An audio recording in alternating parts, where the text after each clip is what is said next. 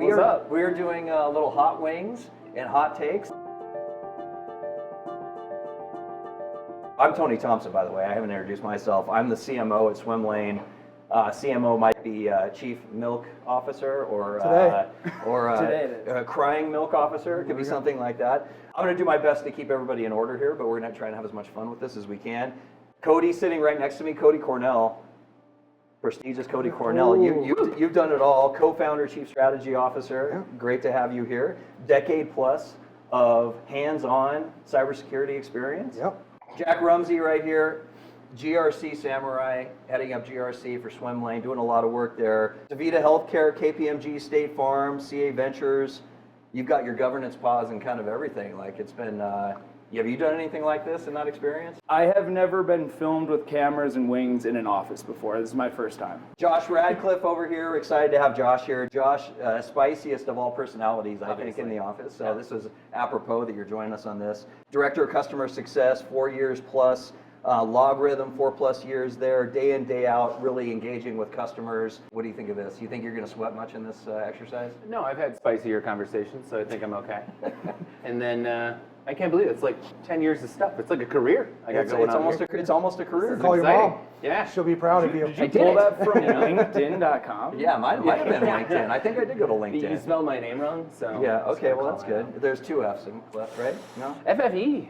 Harry Potter. All right. No, first question. When you order Indian food, what do you order? Like, or Thai food? Do you order like mild? Thai hot. Thai hot? Yeah. God damn it. Thai hot, okay. I'm a Thai mild guy. Okay, you're mild? I'm a Thai mild. This is going to hurt me because I'm probably the weakest. I feel like I'm the weakest one. Ooh, you two are. I'm like an Indian mild. Like if I order Indian food, I get mild. Yeah. I do not get hot. So this is gonna be painful. I make it how your family makes it. Yeah. And I usually finish it. And they're like, no, you won't. I'm like, I'm telling you I will. We're going to get into hot takes around cybersecurity. We're going to try and match those hot takes with the spice level of eating some chicken wings, some cauliflower, dipping it in the sauce, and each take's going to get hotter as we go along. Let's talk spice tolerance. You were kind of getting into this a little bit. I want to know on a scale of 1 to 5. Let's just kind of go around here. I think you were hinting at it a little bit with the Indian mild. 5 being I can tolerate fire in my mouth, everything. 1 being give me milk, give me more milk in my glass. What do you think? Yeah, I'm like a 1.5. 1.5. Okay, all right. What do you got, Josh? I feel confident. Put me at 4. 4. Right around there. I feel okay. good. All right. Crazy number. What do you think? I'm gonna go 2.9. Wow, really? 2.0. So you're a little softer than I thought. I would say I'm gonna go 2.9. I'm probably a 2. 1.5, 2. I think that's gonna be interesting. If I'm at Buffalo Wild Wings, I'm like good to go. If I'm at traditional Thai food, I get smoked every time. All right, fair enough. It'd be funny if they mixed up the labels. Yeah, let's see. See if I can get into this guy. Get after it. All right, Let's do it. all right. How we doing? Spicy for mild? It's delicious. Pretty good. What do you think is actually working in how we can measure the impact of AI today? Because there's so much peanut buttering of AI on everybody's websites and what they're doing with product. I think a lot about what are the actual outcomes that customers are getting. I mean, the fact that you have AI capabilities is great, but customers aren't buying AI, they're buying outcomes. So I think people are looking for those use cases where they're actually moving the needle within security. I think we're overestimating what we're going to get out of AI, like in the short term, and underestimating what we're going to get out of it in the long term. You're agreeing with Cody, it sounds like, but like 100%. You're coming out from a different lens. What do you think? Short term, you got to look at what AI is good at doing. AI is really good with language stuff. So where does my mind go immediately? It goes to policy and security questionnaire consolidation and automation. Using an AI to take your compliance documentation and be able to basically operationalize that to do due diligence. That's an amazing use case. What's it good at? It's good at like the language processing kind of stuff. From your perspective, I mean, when you hear what customers are wanting or not wanting as it pertains to AI, and do they want it now? Do they not want it now? They're starting to want it now. That's kind of my take. It was like even 2022 and 2023, it was mildly entertaining because people are like, oh, Swim Lane doing AI? And we're like, absolutely. Hey, by the way, what do you want to see out of it? And 90% of customers, I don't know. I was hoping you would tell me. That was usually kind of where they were. Like now they're starting to see exactly at least the low-hanging fruits of what they can do with AI. After action reports is always like my favorite example. That's a 40 to 60 minute task that's done in seconds with AI. I think they're really good at, human conversation. I mean, that's what they've been trained on. That's what they're good at. So you can ask it natural language questions. It can give you natural language responses. But the responses are like the average of the internet. And cybersecurity is not the average of the internet. We want specialized answers, right? Shall we move on to a new flavor here? Let's do it. Okay. Let's get into this. Okay.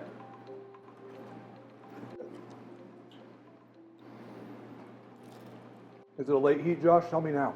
No. Oh, okay, good. It actually mellows out really It's not nice. bad. This It's is like, not bad. this is a good game day wing, Let's bite into the compliance topic. How can you standardize these compliance formats to make this effort easier for businesses? Is there a model that you've thought of in that? So compliance frameworks traditionally have had a lot of crossover in the requirements that are within them. With compliance automation, it's becoming a lot easier to manage multiple frameworks, and I think it's absolutely essential that you have tooling that can reduce that workload. I think compliance is kind of a double-edged sword within business. Compliance doesn't always mean security. You can be compliant and not secure. You can be secure and not compliant. In the security practitioner community, compliance gets a lot of hate because it's like, oh, that's not real security. But inversely to that, I think the compliance folks would say, compliance is actually one of the true drivers of business from a security perspective. If you don't have compliance, you're not selling. So is it safe to say companies may be circumventing security for the sake of compliance? Yeah, it's truly a balancing act. Yeah, Josh, in your conversations, do you feel customers are struggling with this balancing act, or you've seen this come up more and more? A lot of it kind of wraps into itself, like even how we do look at a customer and their maturity at swim lane, right? And it's not just SOAR metrics, it's your typical SOC metrics. Two big frameworks that I always really recommend, because I always say, if you have this, you're pretty darn 90% compliant in ISO, SOC 2, name your compliance. If you do MITRE and Defend and actually map all your alerts and everything to that, it makes your audit trails a lot easier. It makes everything when it comes to, all right, get your SOC 2 certification, how are we at with ISO? If you have that built in, it makes it a lot easier on the compliance side. All right, step 3. I wish we knew, what are the names? Do we know the names of these by any chance? It just says hot. While Josh is dipping, I'll prompt the question here, which is we're going to get into, will budgets finally increase in 2025, sort of welcoming a bit more efficiency and strategic investment in cyber? Yeah. That one coats your mouth. Oh, did it? Yeah, that one coats your mouth. Coat your lips. Yeah, the milk. Yeah. You get the milk. Yeah, I can feel it in the yeah. sinuses. You're in trouble, man. Yeah, that last one I smelled it. Increased budgets are like, hey, we're going to flood more money into cyber because we got to be resilient, we got to be compliant, we got to be more secure. Is it a bear trap? Do you think what do you think? Yeah, if you really look, like I always say with a lot of people when they're buying new tools or looking at new tools, like you need one way to measure the ROI across multiple tools in your stack. Like figure out that criteria, because otherwise it doesn't roll up and then you suddenly have these extra tools that really aren't actually increasing value in your org. And people fall for that trap a lot. They're like, oh, I like the vendor. this person's great. And you're like, what's it doing for you? And they can't answer it because they don't have these like kind of centralized ROI metrics. If you can't measure that across all your tools the same way, it's impossible. Then you're going to end up with tools that you don't use a lot. One of the most insightful things I heard from a customer was vendors have there's no eagerness for them to point out when they're doing something wrong, right? So they're not going to flag themselves as a false positive. They're not going to admit the fact that they don't provide all the information they need to run full automation. Yeah. So having a secondary system that actually brings all that in and actually measures like, well, how many false positives are we getting? How many of these alerts do I get from this EDR vendor that require me to go out to a secondary threat intelligence source in order to get the information I need in order to take an action? They really need to take into consideration the cost of the endpoint detection and the associated threat intelligence, because it really requires both of those technologies to get the outcome they want. Yeah. So it's the combination of the costs they have to consider as opposed to just the one technology. This has got to And- make the ROI question even harder. Yeah, right? it does, and that's why, like, if you're a big enterprise that has 150 different security tools, you need a place where you can bring all that together to get visibility, to run reporting, to really understand like which tools are working well and which tools are supplemented by other tools to actually be effective. From your perspective, Cody talks about a little bit of checks and balances. How do you check to make sure that's where is there a human component? I think compliance has a special piece in where it's a sales enabler right now. So yeah, you should spend a little bit of money on compliance, and that might be part of the 2025 budget. I think that's going to definitely increase. And then you also have the GRC folks also being like, what are we doing with this tool? Like, how is this achieving any of these controls? And so there might be some consolidation, but I think in 2025, Well, to Cody's point, there's so much self-fulfilling that could come out of the security organization to say, yes, we're doing these things, we're checking the box, we're meeting all the requirements, we've implemented these tools, we're executing on these tools. Do you need not the CISO? Is there another like, hey, I'm the other lens in here and I'm going to be in the board meeting that says, I've overlooked this all and it's working? Or is that overkill? So you're saying, does the CISO need a counterpart in a board meeting? Just for accountability. It doesn't need to be the board meeting, but is there a separate, like, again, to your point, if they're saying, hey, I'm doing my job, I'm going to make sure that all the data and everything I'm providing is checking the box. I mean, I think any good program has checks and balances. Like, if you're... Is it human? Is there a human check and balance on that? Well, we're an automation organization, right? So my bias is always towards, if you're doing something by hand that has to be done at scale, you probably should be doing it in an automated fashion. Yeah. This is the bad boy here. We're going to see how this... it's your cue, bro. This is Mark Van Kempen. Tell us a little bit about yourself. Let us give some context here on your role in history. Mark Van Kempen, the Senior Technical Director in the Sales Engineering Team. I've been with swim lane since the beginning. I wasn't shy on the dipping here. Let's see what happens. Can I go out of turn on the spicy marg? I feel like I need more spice to balance this Oh, out. we've been doing turns. I've been sipping that the whole time. All right. Oh, wow.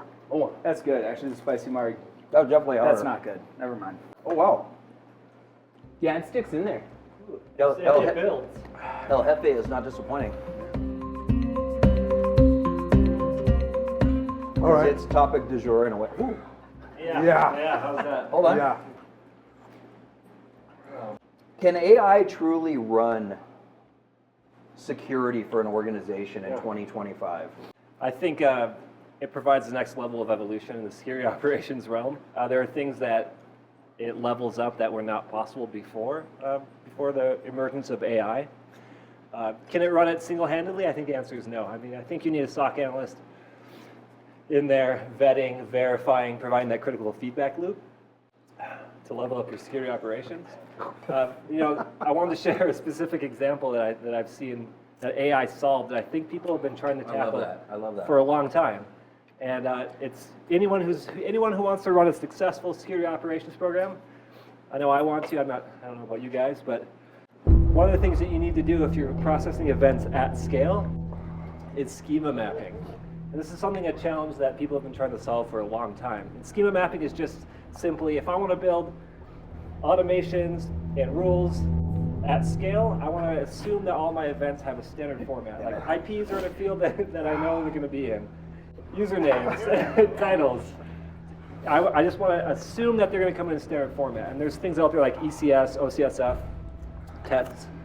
And something that AI has done a phenomenal job at is taking the alerts in, suggesting a schema mapping, and then labeling that alert. And then not only does it suggest a schema mapping, it can also augment your existing playbooks. So analysts don't even have to modify playbooks. They can take what the AI generated, verify that looks good, maybe make a tweak, put it into the playbook, and you're done. Yeah, that's hot. Where gonna does have to the write human that down. element come into this equation, making sure that AI is delivering on its promise? Yeah, I can't even talk. The thing that's different Your about eyes are watering. That's good. my head is. If I'm not shining, I'd be really I got an surprised. instant headache. I did a full day Yeah. on that. Anyway, I think I drank your beer. I'm working on it. Do we have any more Montuckies? Yeah, we're We're around here somewhere. I think that the interesting thing about AI and security is it's slightly different than a lot of other verticals in the sense that, holy shit. you have a human adversary, right? So this is really the biggest difference is that you have in a lot of business processes is like, oh, I need to do manufacturing or I need to do supply chain. Those things are very difficult to do. Automation is very much a part of it, but you don't have somebody on the other end going, how do I disrupt this? How do I ruin it? How do I, make this not work? The thing about security is different is you have to have somebody on the back end that is the orchestrator, that is thinking about how somebody else might be using this advancement in technology to actually thwart what I'm using from a technology perspective. So the human element here is the fact that, oh my gosh. I got it. Cool. Keep going though. Yeah. No, I think that the difference in security is that you're going to have to continue to think about how you instrument all of the different things that you have at your disposal, including AI, to actually respond to the fact that somebody is doing that to you on the backside. And that's the difference. Like AI is going to be very good at doing repetitive, systematic things that are not trying to be disrupted. If you think about it, right? Like if you want your Amazon package to show up at your house, there's not somebody out in the world going, how do I disrupt the delivery of that? Unless their job is to try to steal your package. Right. But then they're trying to figure out, how do I disrupt that delivery to get delivered to me? Right? There's always going to be a human element to security because it's more like a chess match than it is just rote, brute, kinetic force. It's a chess match. Do you think it's more, and Josh, maybe I'll go to you on this, because did you take your wing bite? Or No, I was waiting. No, go ahead. I mean, go ahead. Well, actually, I asked the question. You're superhuman, dude. Yeah, look at Dude, that. I'm telling you, Oh, here, that's a lot. Cut right? in on that. We need to cut in on that. This is a lot. I That's consider good. this Okay. good. Well, I mean, it was spicy though. Yeah, yeah. I mean, eyes are watering. Okay, so is it more about Gen AI taking on more of the small task early on as a starting point? Is it doing more of the small, like, less critical task? And again, this is kind of a little pivot off of what you were saying. I know I want to dovetail into a little bit about the skill set you think is required for it to be effective. Yeah. But is it more the small tasks, the little things, like let it go do the little things, let it be safe in that realm? Like, is it like, I want you to go analyze 15,000 potential phishing emails? I think there's a lot of similarity between automation 5, 6, 7 years ago and AI today. In the fact that there was a lot of folks that said, hey, we're going to automate response to security alerts. And they're like, I want you to get it right up to the point where you're going to do something and then push a button. And then after they push that button, 12, 1,300 times, they go, okay, I trust it. Yeah. And I think AI has a similar kind of journey to go on, which is I need to be able to trust it not to hallucinate, to not make a bad decision. Of course. In a circumstance where I have guardrails where it can't go and, like, I can't have it taking off revenue generating systems or systems are required for, the critical mission of the business. So I think building that trust of the system is going to take time. Building the guardrails is going to take time. And to me, that's why automation and AI are like an amazing kind of peanut butter and jelly combination. Because automation is it's consistent, it's predictable, it has guardrails, but it deals with data that is very predictable, where AI is less predictable, but is better at dealing with unstructured data and kind of binary decisions. And the combination of the automation as a guardrail and the AI is being able to do large data synthesis with unstructured kind of data and decision making, those two things together are really powerful. Chris, real quick, introduce yourself just so the folks have a little understanding who you are, what you do, where you're. I'm Chris Mallow, and I'm swim lane's professional traveler. I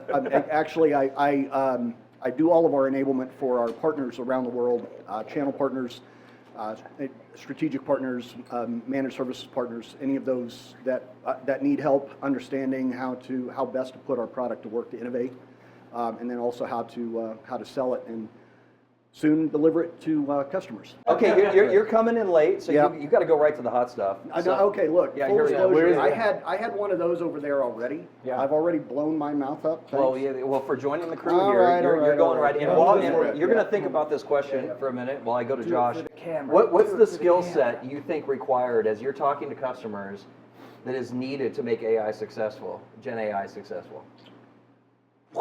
That's a toughie, and now it's really spicy. Okay. All right, hang on. Skill set required. You said you were a 4. I think I wrote down 4. You're a 4, right?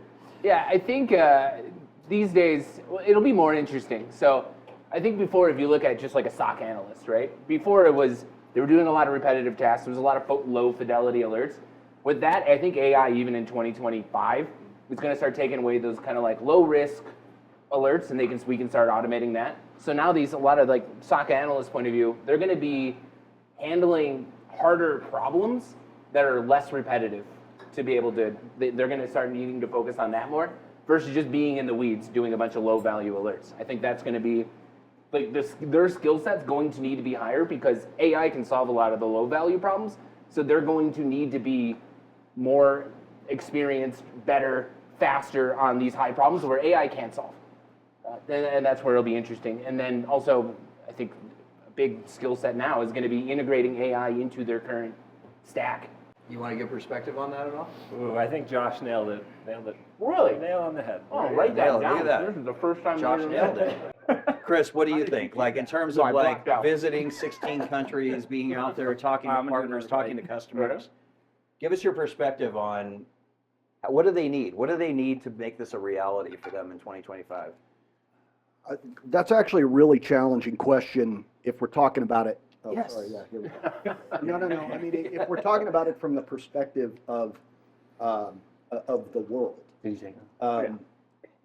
there are a lot of our markets overseas that are still just trying to get a handle on automation, let alone now throw this AI thing into it. And so I think the issue is that they are also a lot more skeptical of cloud environments as well for a number of reasons. Asia in particular, the Middle East, for obvious geopolitical reasons, they don't, they want to keep everything where they can feel they've got control of it. Yeah. And so that's going to be a challenge because right now so much of AI is so heavily dependent on being able to use compute in the cloud. Right? I mean, if you've got to build your own, everyone's already talking. Oh, it takes X number of, it takes so many kilowatts just to run, one question through an AI model. Yep. And so I think it's going to be a challenge to translate the benefits as they're already kind of trying to move into automation.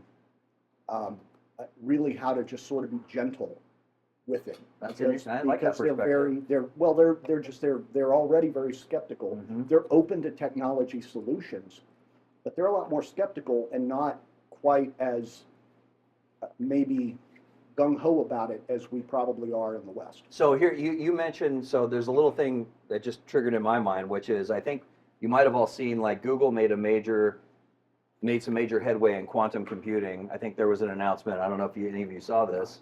And the power of that compute, and specifically they reference AI, I think if I remember recalling the story correctly, but you think about that becoming exponentially more powerful from an intelligence, from a machine learning perspective. What happens then? Like that's gotta, I mean, even from your perspective, that opens Pandora's box like overnight. Yeah. That's going to be crazy. Yeah. I just took another bite. Yeah. That's commendable. Take another. Are we still on the same question of can AI can AI run a cybersecurity program?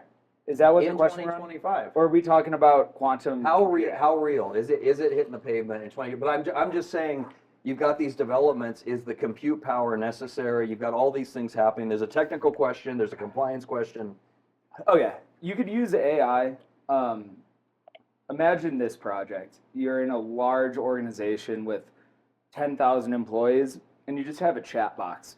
And they can ask any question related to security awareness. They can ask, a salesperson could ask any question if they're trying to close a deal on, how do we do this? How do we do this?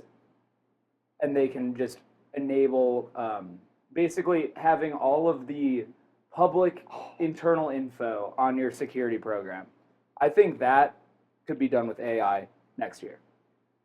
It's got to be policy based. Like everything that is LLM related, I think is going to, at least from my perspective as a compliance person, I'm about to cry. It's an emotional subject, man. I know. The Raspberry I actually can't neutralizes it, by the way. even believe these policies, guys. It's going to be so incredible.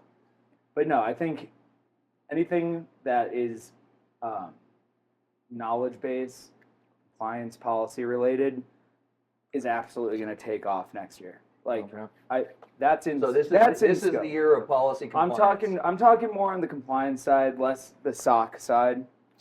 That's not really my realm. I'm more of the compliance side. I think AI is going to be incredible next year. Yeah. Can it run an entire cybersecurity organization? No, not at all.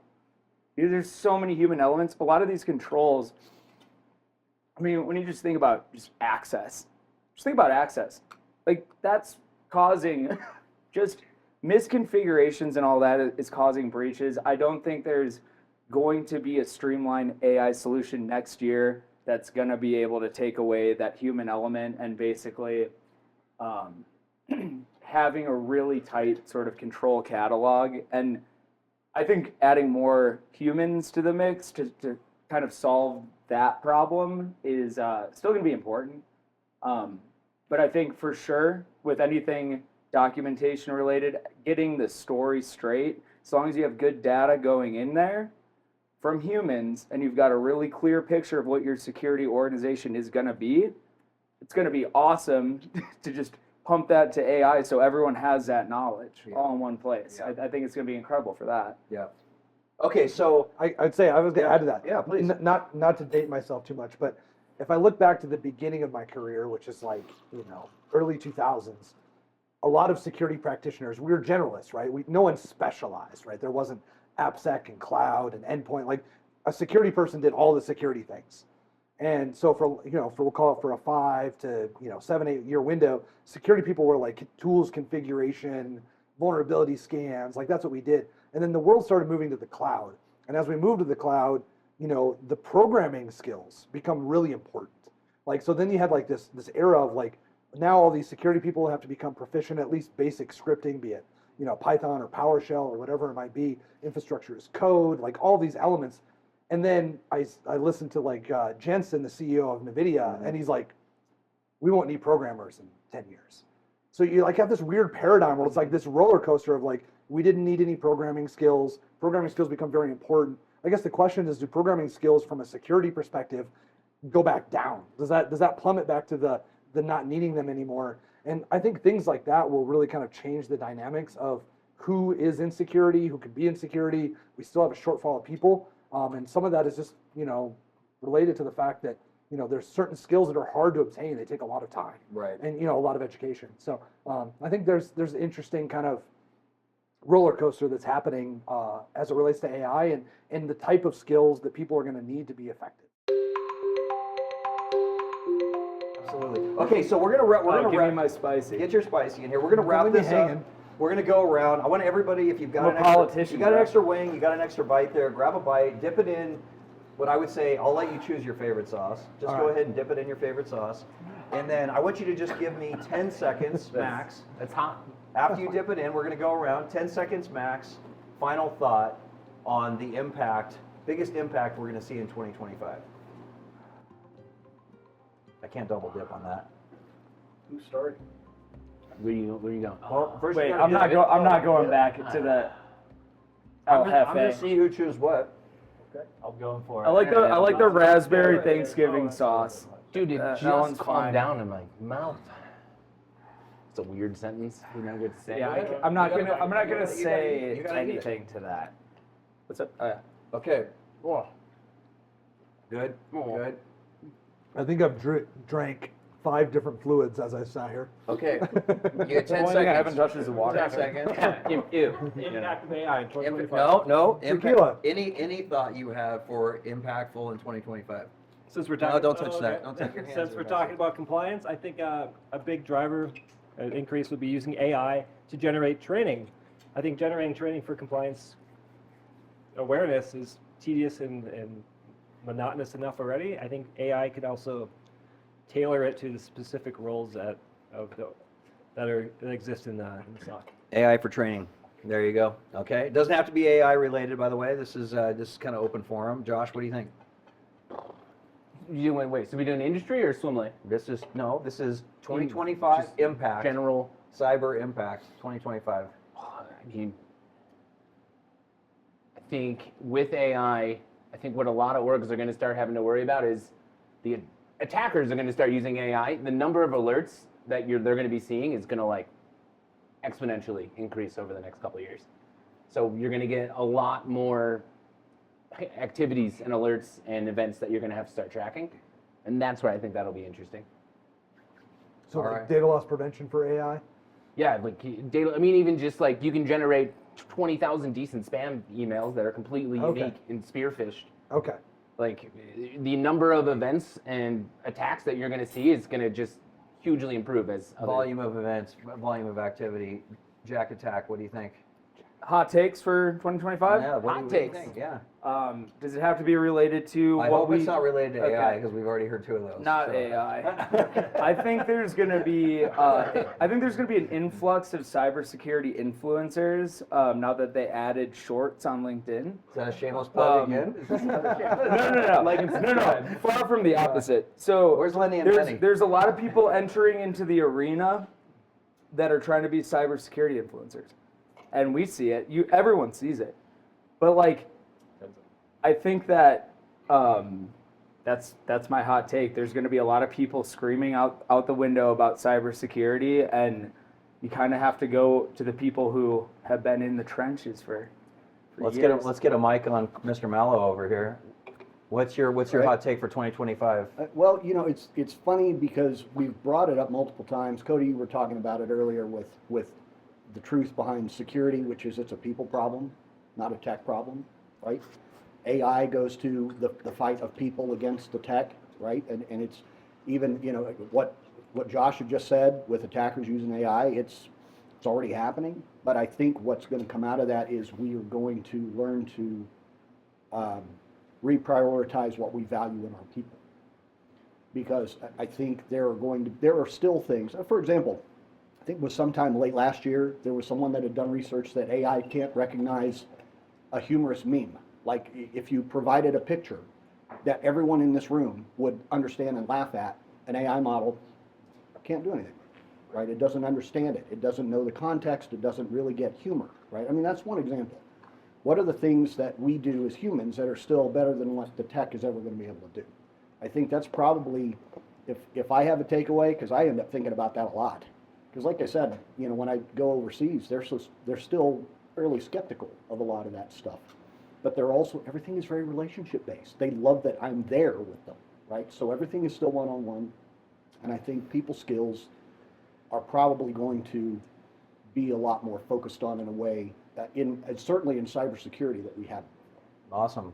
While you're Mike and Cody back up, I'll give you my hot take for 2025, and then we'll wrap with you, Cody.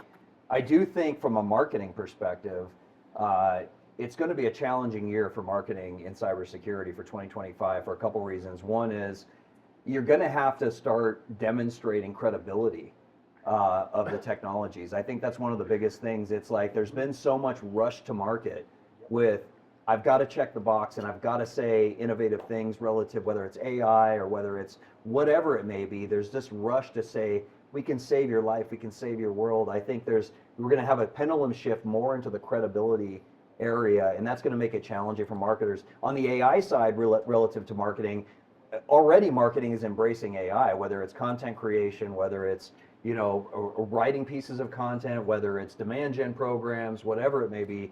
I think there's going to be a little bit of like the human needs to come back into that equation in 2025 to be able to provide differentiation, because what it's doing is pulling from the general population of intelligence to give you answers. At the end of the day, you still need that human brain to say, like, I can analyze everything that's going on. I can see how my competitors are marketing. I can see all of this.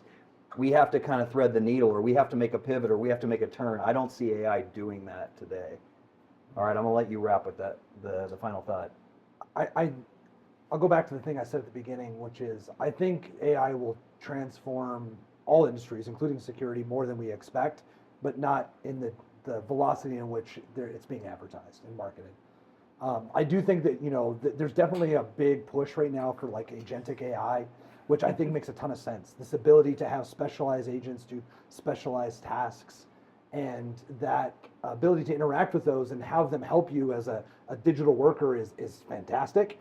But there's some truisms in security, which speed and throughput is extremely important. So there are things that AI are not always the best at from a latency and speed perspective that I think are inherently better suited through, I think, technologies that have been built over the last couple decades.